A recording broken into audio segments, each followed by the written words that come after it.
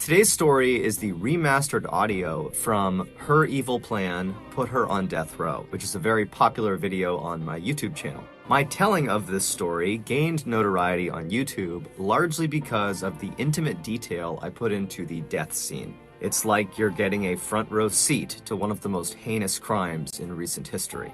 As such, listener discretion is advised. But before we get into today's story, if you're a fan of the strange, dark, and mysterious delivered in story format, then you've come to the right podcast because that's all we do, and we upload twice a week, once on Monday and once on Thursday. So if that's of interest to you, please go into the 5-star review button's favorite music playlist and replace all of the songs with the Kids Bop versions of them.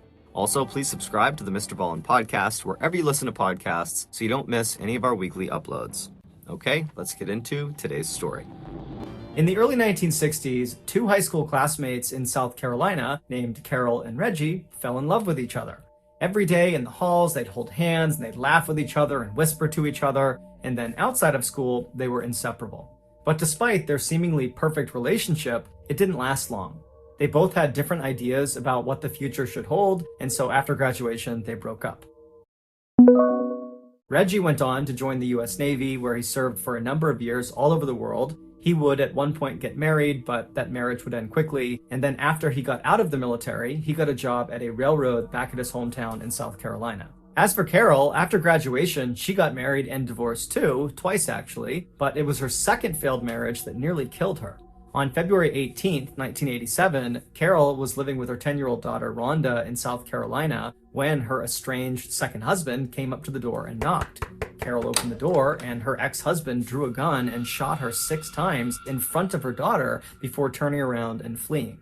The police would later find his body inside of his car on the side of the road. He had shot himself. As for Carol, the doctors were able to save her life, but the injuries she sustained from the attack were crippling. She was blind in one eye and she had chronic pain, and so her young daughter had to start taking care of her full time. Over the next 8 years, Carol steadily improved and regained some of her independence, but in 1995, she had a huge setback. She started feeling ill, and so she went in to see a doctor, and the doctor did a blood test, and they discovered she had liver cancer. It would turn out the blood that was given to her after the attack that had been transfused into her body to save her life, it had been tainted with hepatitis C. And so she got hepatitis C without realizing it, and because it had been untreated, it led to liver cancer. Rhonda remembers when her mother came home after being given this terrible news, she just sat down and was silent for a minute, and then she just kind of muttered to herself, "I just can't get away from this man. He's killing me all over again." But despite being dealt such an unfair hand in life, Carol was determined to not let her injuries or her illness define her. And so she went out looking for a job that could accommodate her physical limitations, and she found it. She was hired as a part-time customer service rep for a television cable company. She was very happy about this job and very proud of it because it was the first time she was working after the attack, and so for once it felt like her life was going back to normal again. A few years later, in 2000, when Carol was working at the cable company, her phone rang, and she answered it the way she answered every other call, but the voice she heard on the other end, she immediately recognized. He introduced himself as Reggie Sumner, and so Carol asked him, "Are you the Reggie Sumner from 1962 at Garrett High School in South Carolina?" And he said, "Yeah, that's me." And Carol said, "I'm your ex-girlfriend. We dated in high school." And so it was this incredible reunion, this totally chance phone call, and for the next hour or so, they just chatted on the phone about everything from their kids to their relationships they've been in to what they're up to now. I mean, they had a lot to catch up on since they hadn't seen or heard from each other in nearly 40 years. And so before they hung up, they realized they lived near each other, and so they made plans to get together in person. Rhonda would say her mother, when she came home that night, was like a 16-year-old girl all over again. She talked endlessly about how great Reggie was and how good-looking he was and how excited she was about their upcoming date. And so a couple of days later, Carol and Reggie have this date, and when Carol comes home, Rhonda would say it was obvious her mother had fallen head over heels in love with Reggie all over again. And luckily, Reggie had fallen in love with Carol too, because less than 6 months later, they got married and became Mr. and Mrs. Sumner. Within a year of their marriage, they decided to sell their home in South Carolina and move to Jacksonville, Florida to retire. Even though caring for her mother for all those years had been quite difficult for Rhonda, she said she was very sad to see her mother go, but at the same time, she was really happy for her because it seemed like she had found the one. Over the next couple of years, Rhonda stayed in touch with her mother, speaking to her almost every single day on the phone. But in July of 2005, Rhonda's mother stopped answering her phone. At first, Rhonda wasn't that concerned, but after 24 hours of not hearing from her mother or from Reggie, she did get concerned. Because even though Reggie was able to care for Carol, he wasn't in the best shape himself. He had debilitating diabetes, and he had recently broken his leg, and so was largely confined to a wheelchair. And so if they were to leave their house for an extended period of time, they wouldn't do it without asking for help from Rhonda. And so over the next couple of days, Rhonda incessantly called her mother and called Reggie, but she never got through to them. And so finally, after almost 72 hours of not hearing from them, she decides to just hop in her car and drive the 4 hours to Jacksonville to check on them personally. When she got there, she saw her mother and Reggie's car was not in the driveway like it normally would be. And so Rhonda went up to the front door and she knocked and she's yelling for her mom, but nobody's coming to the door, even though lights are on inside the house. And so Rhonda eventually tries the handle of the door and it's open. And so she opens it up, she steps inside, she yells again for her mom and for Reggie, but no one yells back. And then she sees their beloved dog, Mikey, that they brought everywhere with them, was still in the house. And so she's thinking, where would they have gone without bringing Mikey? And so Rhonda continues to walk through the house into the kitchen, and when she gets there, she sees on the table are 2 plates of food where the food looks like it's a couple of days old, and it's just sitting on the plate like they had been eating it and then just abandoned it there. And then in the sink are all these dirty dishes, and then on the stove are half-cooked pots of food. And Rhonda knows her mother is an extremely tidy person, and she never would have left her house with dirty dishes and food out on the table. And so red flags are going up for Rhonda, but what ultimately sealed the deal for her was when she turned and looked on one of the counters, she saw the cell phone that Reggie and Carol shared was still sitting there along with Carol's purse, and then next to that was both of their medications, which was Reggie's insulin and Carol's liver cancer medication, both of which were life-saving and needed to be taken every single day. There's no way they would have left the house without those things. And so Rhonda immediately calls the Jacksonville Police Department and she files a missing person report. And before long, the missing couple's story is all over the news and all of the networks are asking people if they have information to come forward.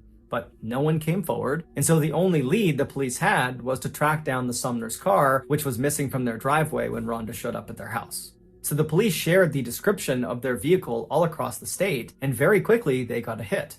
The car had been found abandoned in a Florida town about 1 hour west of Jacksonville. It had been parked in this semi-forested, very secluded area off of a dirt road, and there was nothing inside of it, but they saw the battery had been taken out, leading some of the officers to speculate that perhaps the Sumners really had just driven away from their home without telling anybody and then ran into car troubles. But that theory would quickly be thrown out the window when 5 hours later, the Jacksonville police received a very strange phone call. The man who called in said he was Reggie Sumner, and he said he had seen the news about him and his wife being missing and that was just totally not true, that in reality they had left, but they were just fine and they'd be back soon.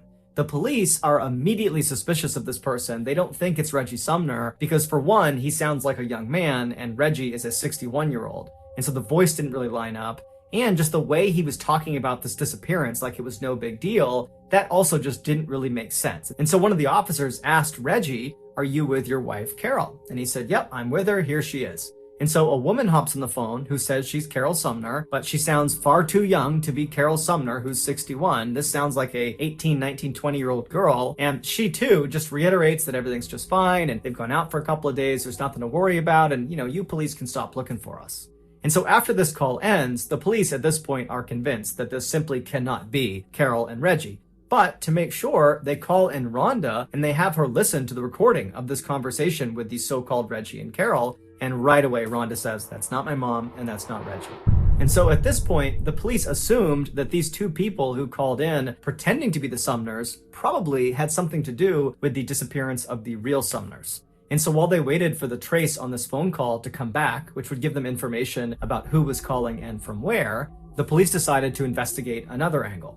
The police looked at the Sumners' bank statements and they saw their bank card had been used at an ATM in South Carolina after the Sumners had been reported missing. And so they called that bank and they asked for the CCTV footage from that ATM. And when they watched it, they saw that it was not Carol or Reggie Sumner withdrawing funds. It was some unknown man in his early 20s. Right after this discovery of this unknown man, the trace from the phone conversation with the imposter Sumners came back, except it was tied to a fake name at a fake address.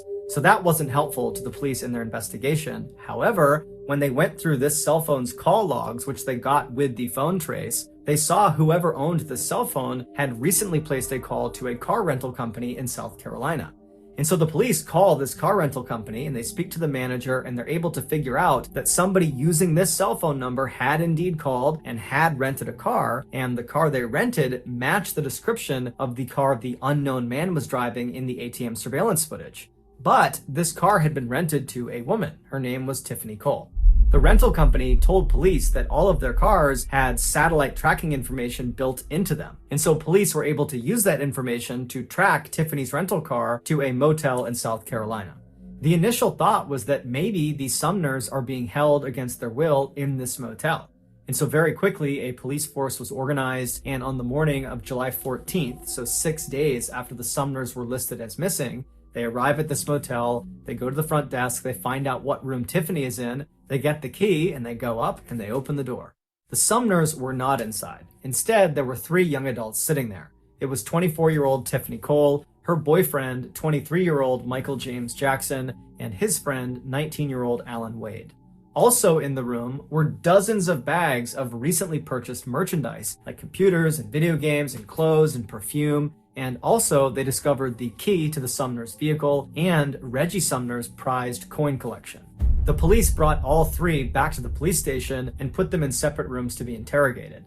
At this point, it was obvious to police that these 3 had something to do with the Sumners' disappearance. They had all these things in the room that tied them to the missing couple. And so now the police, as they interrogated them, it was not so much about connecting them to the Sumners as much as it was about helping them find the Sumners. At first, all 3 of them either didn't talk or were totally uncooperative. But under intense questioning, Tiffany cracked a little bit. She said that they had robbed the Sumners, but nothing more. They didn't do anything else besides rob them. And there had been a 4th person involved in the robbery, 19-year-old Bruce Nixon, who was friends with Alan Wade. Bruce lived nearby, so the police quickly rounded him up and brought him in for questioning. And unlike the other 3, Bruce immediately caved. And the story he told about what happened to the Sumners brought many of the police that were involved in this investigation to tears. He said it all started with Tiffany. Tiffany used to be neighbors with the Sumners back when they still lived in South Carolina. Tiffany had a pretty rough upbringing, and her father was permanently sick, and so the Sumners kind of took her under their wing and looked after her and built a very close relationship with her and kind of treated her like she was one of their daughters. Anything she needed, if she needed money, food, anything, they would give it to her. For example, in 2001, right before they left for Florida, they sold a car to Tiffany, but they sold it for basically nothing because they knew she didn't have any money and she really needed a car. 4 years later, in June of 2005, Tiffany was partying in Jacksonville, Florida with her new boyfriend, Michael James Jackson, when they got kicked out of the house they planned on staying in for the night. And so now they don't have a place to stay, they don't have any money, and that's when Tiffany remembers the Sumners had moved to Jacksonville and they would always help her out if she needed anything. And so the 2 of them drive to the Sumners' house in the middle of the night, they haven't called them, and they just knock on the door, totally uninvited. And Carol comes to the door, and when she opens it, she sees Tiffany, and immediately she's like, "Oh my goodness, I haven't seen you in so long. Come in, come in. Who are you? Oh, Michael, great to meet you. Come on inside, I'll get you food. We'll get you fed. What do you need? What can we do for you?" And so that's when Tiffany explains to them that their plans had kind of fallen through and they didn't have a place to stay that night, and would it be possible to stay with them? And so Carol and Reggie right away say, "Absolutely no problem. Tiffany, Michael, you guys are guests here. You're welcome. Stay as long as you want." And so that night, Carol cooked a big meal for them and they all sat down at the table. And at some point, Carol and Reggie talk about the sale of their house in South Carolina. And somehow it came up that they had made $99,000 in profit from this sale. And they were so happy about it because now they could really retire comfortably. And so as soon as they said that, Tiffany and Michael shot glances at each other because they knew they had to come back and rob them. The next morning, Carol and Reggie got up early, they made coffee and they made breakfast. And they were hoping that Tiffany and Michael would stick around for the day and spend some more time with them. But Tiffany and Michael were very quick to want to leave. They said, "Thank you very much, we got to hit the road." And so they left. And as soon as they get in the car, they start planning how they're going to come back and rob the Sumners and get their hands on that $99,000. 1 month later, on the evening of July 8th, after all robbery preparations have been made, Bruce Nixon and Alan Wade show up at the Sumner house and they knock on the door. When the door opens, it's Carol, and she doesn't recognize either of them, but being as kind and generous as she was, she said, "Hey boys, what can I do for you? How can I help you?" And this was exactly what Bruce and Alan were expecting based on what Tiffany told them. She said this couple would be very easy to exploit. And they tell her that their car had broken down and they needed to use her phone. And so she's a little bit skeptical, but ultimately she says, "Sure, come on in." And so Bruce and Alan go inside the house, the door shuts behind them, and as soon as it does, one of them draws a fake gun that looks very real and pointed it at Carol, while the other one began tying her up with cord and with duct tape. And so Carol begins screaming and making a bunch of noise, and Reggie, who's in the garage out of sight, he hears her. He comes running in to see what's going on, and he sees these two men who immediately attack him, and Reggie's got a broken leg, and he's already pretty weak and frail, and so he doesn't put up much of a fight, and before long, he and his wife were all taped up and restrained on the couch, and they were having duct tape wrapped around their heads until everything was covered except for a slit underneath their nose so they could breathe. And so with the couple completely under control and at the mercy of their captors, one of the men texted Michael, who was down the road with Tiffany inside of Tiffany's rental car, and the text just said, "all clear." And what that meant was Michael could now come up and help them rob the house. And so Tiffany stays down the road in the rental car. Michael makes his way up. He goes inside, and he, Bruce, and Alan proceeded to ransack the house. And while these three men are moving room to room, taking all of their valuables, Reggie and Carol are probably thinking to themselves that, you know what, this is awful, we're getting robbed, but after they take whatever they take and they leave, we'll be fine, we'll recover. But when these three men finished taking all of their valuable items, they decided that they would also take Reggie and Carol. So they stood the couple up and they marched them into the garage and they put them in the trunk of their own car. At this point, Bruce left the Sumner's house and went down the road and got in Tiffany's rental car, and Michael and Alan, they got into the Sumner's car, and the two cars met up on the road and then drove 40 minutes northwest just over the border into Georgia, where they found this access road and they went down it until they reached this very secluded section of forest. This was not just some random spot in the middle of the woods in Georgia. This was a pre-selected spot that Tiffany and the others had been out to 2 days earlier to prepare it. And what they had done to prepare was to dig a grave for the Sumners. Michael and Alan, in the Sumner's car, drove up right next to the gravesite, while Tiffany and Bruce came up right behind them. And once they'd all stopped, they got out of the car and they went right behind the Sumner's car and they popped open the trunk. It's believed the temperature inside of that trunk was well over 100 degrees. And so Reggie and Carol were sweating profusely, and the sweat had caused their restraints to slip off their wrists and slip down off their face. And so the two of them were found holding on to each other and crying and praying. Seeing how weak they already were, the group decided they did not need to put new tape around their wrists or their face. They weren't going to go anywhere. And so they grabbed the two and they pulled them out and dumped them on the ground. It was probably around this time that the Sumners realized Tiffany was one of these four people that was doing this horrible thing to them. And I can only imagine the heartbreak they experienced. This girl that they took in under their wing, that they thought of as a daughter, was betraying them in such a heinous and horrible way. But there was no time to feel upset about it, because as soon as they were dumped on the ground, Michael grabbed Reggie and kind of threw him over to the side and said, "Sit down, don't move, or I'm going to kill you and your wife." And then the others grabbed Carol and dragged her away from her husband over to the edge of the grave, where they literally ripped the jewelry off of her face and off of her body. And then after all the jewelry was gone, they pushed her into the grave. Then they walked over to Reggie and dragged him over and threw him in with his wife. As soon as the couple was in the grave together, they repositioned themselves so they were both sitting up, one in front of the other, with Carol behind Reggie, and she threw her legs and her arms around Reggie, just kind of clutching onto him, and she buried her head into his back and she began crying. The original plan, apparently, had been to take the Sumners and put them in this grave and pretend like you were going to do something to them to scare them into giving up all of their information, all of their banking information, and anything else that was valuable. And it worked. And so as Carol is crying into Reggie's back, Reggie is pleading with the group. He's pleading to them, "Let me give you everything I have. Whatever you need, it's yours." And so Michael said, "Give me all your ATM bank card numbers, give me your PIN numbers, everything." And so Reggie did. He gave him all the information he could possibly give to him. And then, for some reason, despite the fact that at this point, the group has taken everything of value from this poor couple, they have extracted all the valuable information they could possibly get from them. Despite that, They decide that that's not enough. They need to kill the Sumners. And they need to kill them in the worst way imaginable. They need to bury them alive. For hours, the group slowly, shovelful by shovelful, filled in this hole with Reggie and Carol sitting at the bottom begging for their lives. But the group didn't care at all. They just kept shoveling dirt down on top of them until the dirt and mud had gotten up to their necks, and the weight of the dirt was pressing in on their chests and was making it really hard to breathe. And so as Carol and Reggie are feeling this happening to them, they can feel themselves being crushed under this weight. Their cries for help become more and more desperate, but more spaced apart because their breathing at this point is so labored, it's so hard to get a full breath that they're conserving their air at this point.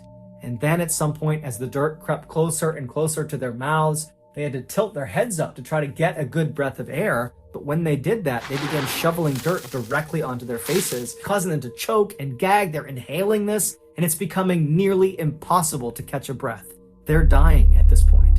And so finally, another layer of dirt was thrown on top of them, and they disappeared under the soil. But their sounds didn't go away. They continued to whimper and make sounds as more and more dirt was put down, until finally they had filled in the hole, and they began packing the dirt down with the backs of their shovels. And they could hear underneath the soil still the sounds of this couple dying.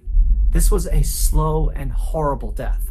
After the killers were done, they left the site and they took the Sumner's car and they dumped it in Florida, where it was ultimately found. And then they all piled into the rental car. They went to an ATM and pulled some of the Sumner's money out, and then went on a spending spree. During that spending spree, Tiffany would pose for several pictures in the back of the rental car.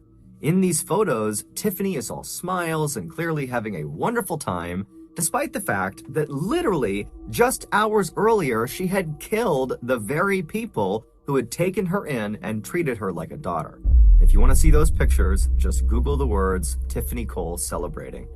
After their autopsies, the medical examiner explained that both Reggie and Carol had dirt packed into their nose, into their mouths, in their throats, in their stomach, and in their lungs, meaning their actual cause of death was being buried alive.